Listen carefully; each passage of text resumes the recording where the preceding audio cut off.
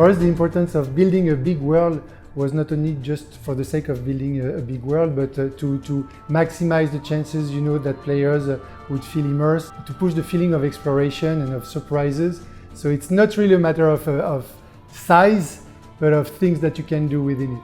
Technically, we started with the Black Flag Caribbean Sea, map, and then we made it on ground.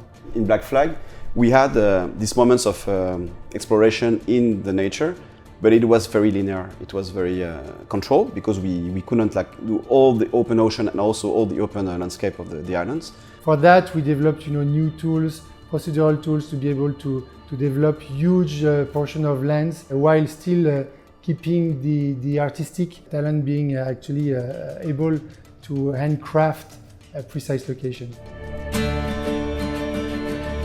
The big difference between Assassin's Creed Origins and the previous title is really this vast open world, which is totally seamless. We touched that a bit on Black Flag, but otherwise this is the first time ever we have these massive cities that are directly, set, into the world. And so for the first time you can, from the city, you're in the ramparts, you see the mountains over there, take your horse, just leave the city, no loading, no nothing, and you're in the countryside exploring the world and being totally free. This is really the first time, and when you feel it, when you experience it, it's really, really super cool. What is interesting about Assassin's Creed Origins world is really the mix. You took the example of AC1, you had Acre, which was more about European, and Crusaders, and Jerusalem, and then Damascus, who was more about Saracens.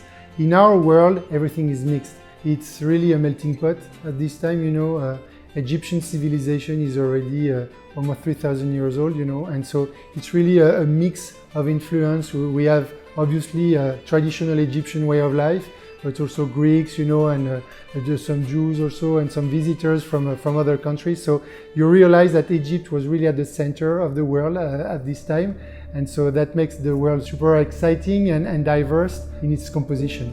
When it comes to NPC, we favored the fact that we wanted all living beings in this world to be really living, to be full AI basically. So all animals, civilians, soldiers, bandits are AI.